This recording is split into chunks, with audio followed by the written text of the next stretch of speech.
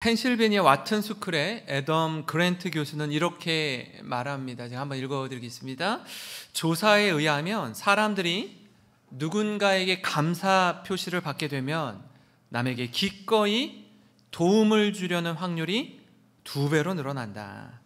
훌륭한 리더는 기꺼이 감사할 줄 안다. 어떤 사람이든지 누군가가 내게 고마워하고 있다는 것을 느끼고 싶어 한다. 직장인의 81%는 감사를 잘 표현하는 상사 밑이라면 일을 더 열심히 하겠다고 응답했다. 이런 글입니다. 다시 말해서 여러분, 감사를 표현하고 베풀면 큰 인물이 된다라는 겁니다. 우리 한번 옆에 계신 분들에게 이렇게 고백해 볼까요? 감사합니다. 고맙습니다. 옆자리에 앉아서 참 감사하고 고맙습니다. 그 감사라는 말은요, 하면 할수록 더 풍성한 감사를 고백하게 됩니다. 사람은 보통 이렇게 생각해요. 자신이 가치 있다고 느끼고 싶어 하고, 내가 어떤 일을 했는데, 어떤 봉사로 섬겼는데, 그 섬김의 자리에서 사람들이 아이고, 이렇게 애써주셔서 감사합니다, 고맙습니다 라고 이야기하면 그 감사의 그 말을 듣는 분들은요, 더 창의적이고 적극적이며 아주 끈기 있게 일을 하게 된다라고 해요. 그러니까 감사가 사람을 얼마나 생동감 있게 하는지 모릅니다. 제가 이 글을 읽으면서 많은 생각을 하게 되었습니다. 그리고 스스로 저에게 이렇게 질문을 해보았습니다. 나는 우리 교회를 앞장서 섬기는 우리 장로님들에게 감사합니다라고 감사를 표현하는가? 아니면 나는 저와 함께 동역하는 우리 목사님과 전도사님에게 감사를 잘 표현하고 있는가? 나는 교회를 섬기고 다락방을 섬기는 우리 순장님들에게 감사를 잘 표현하고 있는가? 또 시간 날 때마다 또 나는 제 곁에서 늘 저를 도와주는 아내와 저희 두 자녀에게 감사를 표현하는가? 시간이 날 때마다, 기회가 주어질 때마다, 이거 어려운 일 아니잖아요. 감사합니다, 고맙습니다, 고마워, 당신이 있어서 최고야, 이런 말들을 시간 날 때마다, 기회가 주어질 때마다 표현하고 고백하는 그런 제가 되기를 바라는 간절한 마음이 있습니다. 어디 저뿐이겠습니까? 여러분들도 마찬가지일 겁니다. 매일같이 눈 뜨면 만나게 되는 우리 가족들, 또 출근해서 만나는 직장의 동료들, 상사들에게 그 입술에 감사의 고백을 담아내는 것입니다. 같은 맥락에서 오늘 말씀은요, 다윗이 하나님 앞에서 나를 지으시고 온 세상을 창조하신 자연 만물을 바라보면서 경탄하고 노래하고 감사의 고백을 합니다.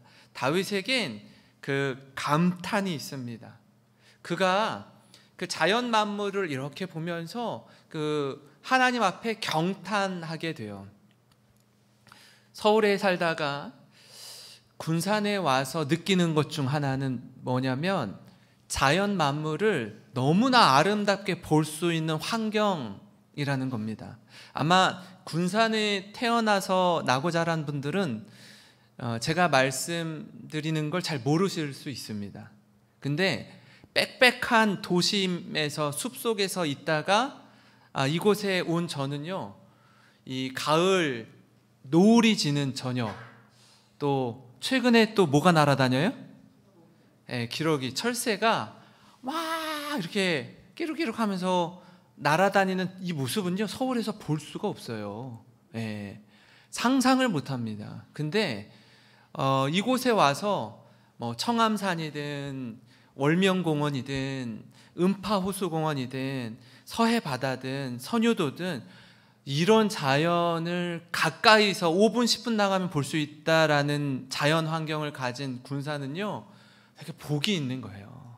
그리고 감사와 찬송을 고백하게 됩니다. 이 다윗의 고백을 통해서 좀 우리 자신을 좀 돌아보면 좋겠습니다. 왜냐하면 우리 입술에 무엇을 가득 채워야 하는지, 어떤 말을 주로 선포해야 하는지 보여주기 때문입니다. 때로 우리는 좀 힘들고 무거운 삶에 치이다 보면은 생각하는 것이나 말하는 것에 불평과 불만으로 가득 채울 때가 있어요. 아세요? 우리는 마음속에 있는 걸 말로 표현하게 되어 있습니다.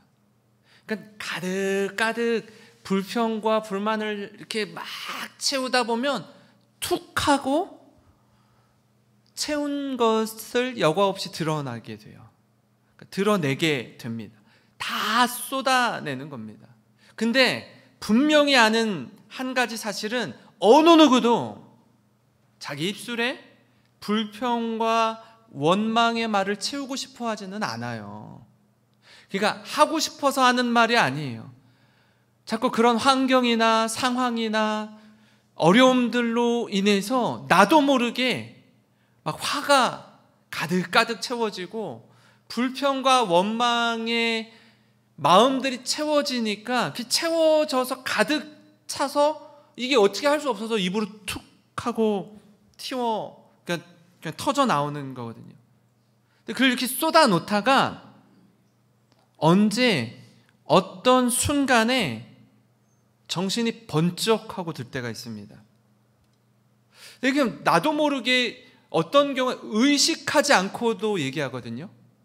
말을 하다가 사랑하는 가족이 아파하는 거예요. 남편과 아내가 나의 말로 인해서 힘들어하거나 자녀들에게서 이상 징후가 나타날 때가 있습니다. 그러면 그때 정신이 번쩍하고 드는 거예요. 아, 이거 뭔가 잘못됐는데? 문제가 생겼는데? 아, 나의 입술에, 나의 언어에 문제가 생겼구나. 가장 좋은 영향을 줘야 하는 가족에게 가장 쓰라린 상처를 주고 있구나. 그제서야 깨닫는 거예요. 다윗은 그런 우리를 향해서 은혜 받은 자, 하나님의 은혜를 받은 자가 자신의 입에 무엇을 담아야 하는지 오늘 가르쳐주고 있습니다. 이처럼 은혜 받은 자의 고백, 그 첫 번째는 바로 이겁니다. 영광의 주님을 찬양하는 것, 우리 입술로 찬양하는 것이 은혜 받은 자의 첫 번째 고백입니다. 다윗은요, 전생에 걸쳐서 하나님의 놀랍고 크신 은혜를 누렸습니다. 그래서 성경이 다윗을 표현할 때 이렇게 말합니다. 다윗은 하나님의 마음에 합한 자였다라고 이야기해요. 하나님 마음에 쏙 드는 사람이었다라고 말합니다. 그걸 누가 이야기하냐면 하나님이 다윗에게 이야기합니다. 사도행전 13장 22절입니다. 같이 한번 읽겠습니다. 시작. 다윗을 왕으로 세우시고 증언하여 이르시되 내가 이새의 아들 다윗을 만나니 내 마음에 맞는 사람이라 내 뜻을 다 이루리라 하시더니 아멘. 사울을 패하시고 왕으로 다윗을 세운 다음에 뭐라고 말씀하신다고요? 내가 이새의 아들 다윗을 만나니 내 마음에 맞는 사람이래요. 내 마음에 쏙 드는 사람이다라고 합니다. 얼마나 복된 말인지 모릅니다. 하나님이 인정하는 사람, 하나님의 마음에 쏙 드는 다윗이었습니다. 그렇게 놀랍고 큰 은혜를 받은 다윗이요, 주님을 찬양하는 거예요. 그리고 그 이름을 높여드리는 겁니다. 우리가 예배 가운데 찬양하잖아요. 하나님을 찬양하는 거, 이거 은혜 받은 자가 할 수 있는 고백입니다. 시편 8편 1절을 한번 다 같이 읽겠습니다. 시작. 여호와 우리 주여, 주의 이름이 온 땅에 어찌 그리 아름다운지요, 주의 영광이 하늘을 덮었나이다. 아멘. 그래서 주목할 단어는 뭐냐면 주의 이름입니다. 주의 이름. 주의 이름이 온 땅에 어찌 그리 아름다운지요. 이름이 뭐죠? 이름이 가진 힘이 뭡니까? 이름에는요, 인격이 담겨 있습니다. 이름엔 그의 삶이 담겨 있어요. 그래서 우리가 어릴 적에 좀 놀던 아이들, 좀 껌 좀 씹고 좀 이렇게 집도 나가고 방황하던 아이들 이렇게 보면은 선생님들이나 주변에 좀 친구들이 이렇게 말해요. 야, 너는 어떻게 그러냐, 애가, 하고 막 아이에 대해서 뭐라고 할 때는요, 아이들이 보통 그냥 그러려니 하고 들어요. 근데 이런 얘기를 할 때가 있죠. 너 네 집 아들이야? 너 엄마 아빠가 너 어떻게 키운 거야? 너 엄마 이름이 뭐야? 이제 이렇게 접근을 하잖아요.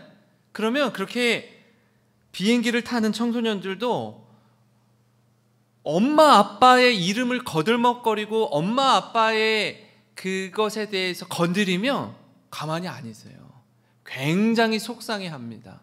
나를 욕하는 건 괜찮은데 우리 부모님에 대해서 왈가왈부하는 거는 가만히 있지 않아요. 왜요? 그 이름에 모든 걸 담고 있기 때문에 그렇습니다. 그렇기에 다윗이 주님의 이름을 노래합니다. 여호와여, 주의 이름이 온 땅에 어찌 그리 아름다운지요. 그 이름을 찬양하는 겁니다. 하나님이 지으신 달과 별과 자연 만물을 바라보면서 감탄하는 거예요. 뿐만 아니라 하나님이 지으신 존재 가운데 가장 아름답고 보배 같은 존재가 누구예요? 사람. 하나님보다 조금 못하게 만든 사람. 그 사람에 대해서 사람을 지으신 하나님을 찬양하고 찬송합니다. 3절 4절을 보시면 주의 손가락으로 만드신 주의 하늘과 주께서 베풀어 두신 달과 별들을 내가 보니 사람이 무엇이기에 주께서 그를 생각하시며 인자가 무엇이기에 주께서 그를 돌보시나이까. 네. 자연 만물에 대한 찬양과 더불어서 하나님, 우리 인간을 통해서 역사하신 하나님, 우리를 얼마나 그렇게 사랑하시는지 너무너무 감사합니다. 고맙습니다. 찬양하는 거예요. 근데 우리가 그 하나님에 대한 그 창조 세계를 바라보면서 감탄과 경탄이 없잖아요. 그러면 세상 어떤 걸 봐도 감동이 없어요. 감흥이 없습니다. 어린 아이들은요, 작은 걸 봐도 까르르 하고 웃죠. 기뻐하고 즐거워합니다.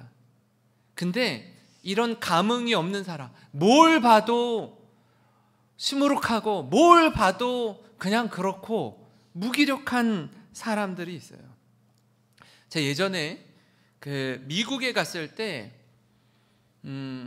서부 쪽을 가면요, 이제 우리가 잘 아는 그 로스앤젤레스, LA에 가면 LA에서 한 하루 정도 차를 타고 가면 그랜드 캐년이라는 곳이 나옵니다. 근데 처음에 여기를 지금 비행기 타고 12시간, 10시간 비행기를 타고 가서 그랜드 캐년을 또 하루 종일 차를 타고 달려가는데 너무 힘든 거예요. 여기를 가야 되나? 뭐 볼 게 있나? 뭐 여기 가면 뭐가 있어? 뭐가 대단하길래 이렇게까지 시간을 내서 가야 되지?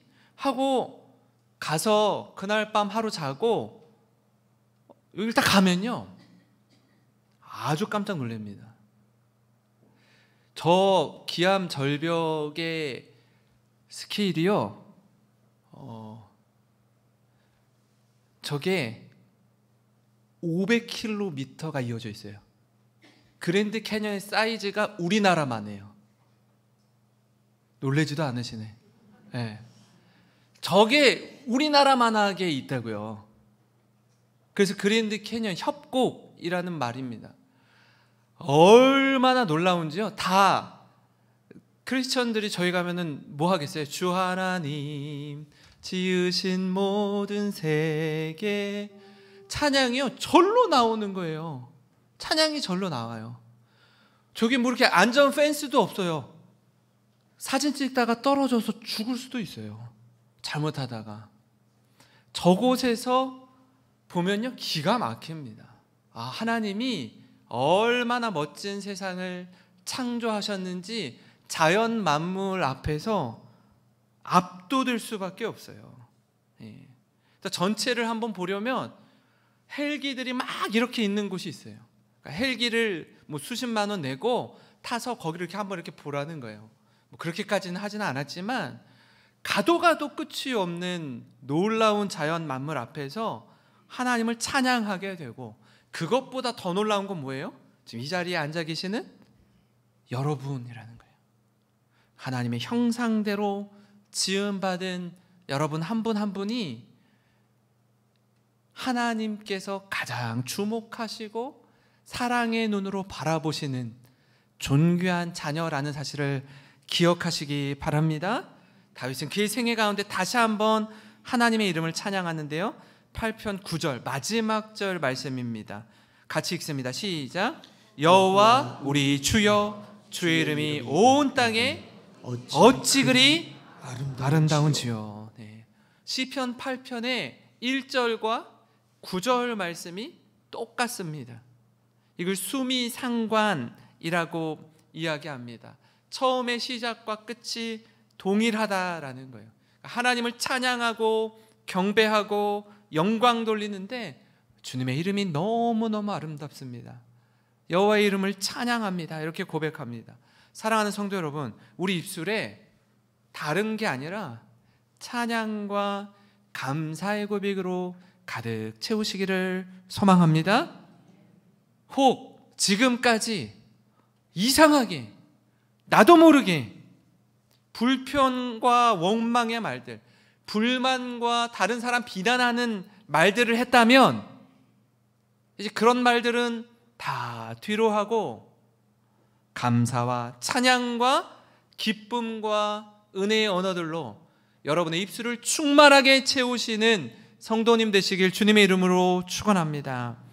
그런가 하면요, 은혜 받은 자의 또 다른 한 가지 고백은 창조의 은혜를 기억하며 감사하는 것이 은혜 받은 자의 삶이다라는 것입니다.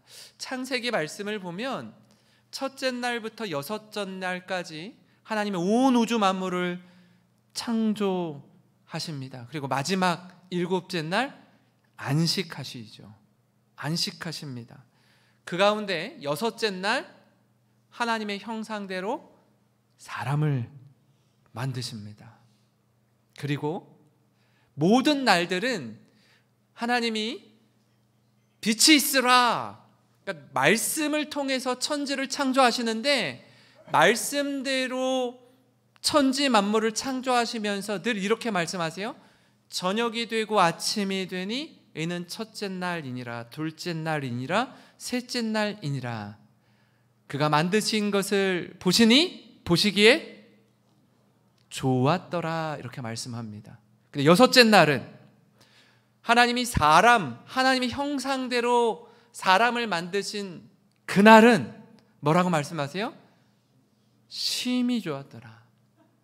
그전에는 good이었는데 여섯째 날은 very good이라고 하는 거예요. 하나님의 형상대로 지음받은 우리를 향해서 보시기에 심히 좋았더라라고 말씀하셔요. 그리고 이렇게 사명, 미션을 주십니다. 1장 26절부터 28절인데요. 하나님이 이르시되 우리의 형상을 따라 우리의 모양대로 우리가 사람을 만들고 그들로 바다의 물고기와 하늘의 새와 가축과 온 땅과 땅에 기는 모든 것을 다스리게 하자 하시고, 하나님이 자기 형상 곧 하나님의 형상대로 사람을 창조하시되 남자와 여자를 창조하시고 하나님이 그들에게 복을 주시며 하나님이 그들에게 이르시되 생육하고 번성하여 땅에 충만하라, 땅을 정복하라, 바다의 물고기와 하늘의 새와 땅에 움직이는 모든 생물을 다스리라 하시니라. 어떤 사명을 주세요? 땅에 충만하라, 땅을 정복하라, 땅을 다스리라. 우리에게 주신 하나님의 형상대로 지음받은 자에게 주신 사명입니다. 인간은요, 인간처럼 약한 존재가 없습니다. 어떤 동물도요, 태어나면 1시간, 2시간 있다가 송아지 같은 친구들, 염소, 양 이런 친구들 어떻게 해요? 나고 1시간, 2시간 있으면 또벅또벅 걸어요. 걸어 다닙니다, 스스로. 사람은요, 걸으려면 1년이 있어야 돼요. 1년이 있어야 돼요. 너무나 약해 보이는 존재입니다. 한없이 약해 보이지만 누구보다 강한 지혜와 지식을 하나님이 우리에게 주셨습니다. 어떻게 보면 아무것도 할 수 없을 것 같지만 많은 것을 할 수 있는 힘을 주셨습니다. 우리에게 날개가 없지만 하늘을 날 수 있는 비행기를 만들 수 있는 지혜를 주셨어요. 우리가 치타보다 빠르게 달리지 못하지만 치타보다 빠르게 달릴 수 있는 자동차를 만드는 지혜를 주셨어요. 하나님의 형상대로 지음받은 그 한 사람 한 사람이 저와 여러분인 줄 믿으시기 바랍니다. 오늘 말씀 5절부터 8절을 한번 같이 읽어보겠습니다. 시작. 그를 하나님보다 조금 못하게 하시고 영화와 존귀로 관을 씌우셨나이다. 주의 손으로 만드신 것을 다스리게 하시고 만물을 그의 발 아래 두셨으니 곧 모든 소와 양과 들짐승이며 공중의 새와 물고기와 바닷길에 다니는 것이니이다. 아멘. 여러분, 하나님이 모든 만물을 다스리는 자로 우리를 세워주셨다라는 겁니다. 얼마나 감사한 일입니까? 하나님을 찬양하고 주님과 교제하며 하나님께 감사하는 삶이 우리를 지으신 하나님 앞에서 우리가 할 수 있는 최선인 거예요. 11월 달부터 우리가 요한계시록 말씀을 함께 살펴볼 텐데, 하나님 앞에서 우리가 천국에 가면 천국 보좌에 내 생물과 24 장로들이 하나님 앞에서 하는 게 뭐예요? 찬양이에요. 찬양. 천국에서는요, 하나님을 찬양하고 예배하는 것으로 충만한 삶을 살게 됩니다. 우리를 지으신 하나님 앞에서 우리가 살아가야 할 모습이기도 합니다. 이걸 놓치면 사람은 교만해집니다. 사람이 쉽게 어리석음에 빠지게 됩니다. 우리도 마찬가지예요. 하나님 앞에서 우리는 연약한 인간일 뿐입니다. 사회생활을 하면서, 학교에서 공부하면서 옆에 있는 친구들, 옆에 있는 직장의 동료들과 비교하고 우위를 따지고 먼저 승진하고 좋은 대학에 들어가고 그러다 보니까 막 스트레스를 받고 누가 잘났고 더 똑똑하고 그럴 수 있습니다. 근데 하나님 앞에서는요, 우리 모두 피조물일 뿐입니다. 지음받은 연약한 존재일 뿐이라고요. 제가 처음 25살 때 태어나서 처음 비행기를 탔을 때, 제주도를 이렇게 선교 간다고 비행기를 타고 가는데 그 처음 비행기를 탔을 때를 잊을 수가 없습니다. 비행기가 이렇게 막 한 200km, 300km 달리다가 이제 공중에 떠가지고 하늘 높이 구름 위로 딱 올라가서 밑을 이렇게 내다보니까 우리가 사는 집 아파트가 성냥갑만한 거예요. 자동차는 거의 보이지도 않더라고요. 사람은요, 보이지도 않아요. 그 높이 올라가서 아래를 내려다 보니까 그때 느꼈던 감정이, 야, 아무것도 아니네. 저기에서 살면서, 저 보이지도 않는 점 같은 집에 살면서 막 속상해하고 남들보다 조금 못 산다고, 남들보다 조금 뒤떨어진다고 괴로워하고 잠 못 자고, 야, 인간이 하늘 위에서 보면 참 작은데 보이지도 않는 존재인데 이렇게 괴로워하고 울고 웃는구나. 그 한계를 절절히 깨닫게 되더라고요. 그럼에도 불구하고 이 인간이 교만해지면, 높아지려고 하면 죄가 우리 가운데 들어와서 관계를 깨뜨리게 됩니다. 처음 인류가 지었던 원죄라고 하죠. 사람이 처음 지은 죄를 원죄라고 하는데 그 죄의 원인, 그 죄의 뿌리가 뭐죠? 왜 선과 악을 알게 하는 나무의 열매를 먹어요? 뭐 때문에? 그 먹으면 어떻게 되죠? 하나님처럼 되죠. 그 먹으면 하나님처럼 된다라는 말을 뱀에게 듣고 하와가 먹어요. 그게 뭐예요? 교만인 거예요. 그 죄가 하나님과 사람과의 관계를 깨뜨립니다. 그 교만으로 넘어지고 자빠지는 거예요. 잘난 줄 알았는데, 똑똑한 줄 알았는데, 부자인 줄 알았는데, 그건요 우리끼리 비교하고 경쟁할 때나 그런 거지, 창조주 하나님 앞에서 아무것도 아닙니다. 그걸 모르니까 잘난 척 하다가 큰 코 다치는 겁니다. 그걸 모르니까 은혜를 잊어버리는 거예요. 우리가 이렇게 예배 드릴 수 있는 은혜, 이 감격을 잊으면 감사와 기쁨을 잊어버리게 됩니다. 감사와 기쁨이 사라지면 사라진 그 자리에 뭐가 들어와요? 불평과 원망의 마음이 또아리를 들어요. 그것이 우리를 지배하고 내가 있는 그곳이 지옥으로 바뀌게 됩니다. 두 번 다시 같은 어리석음을 범하지 않기를 바랍니다. 어려움을 경험했으면, 고난을 통과하셨으면 그 시간을 통해서 우리가 배우는 게 있어야 돼요. 정말 어리석은 사람은 고생은 다 했어요.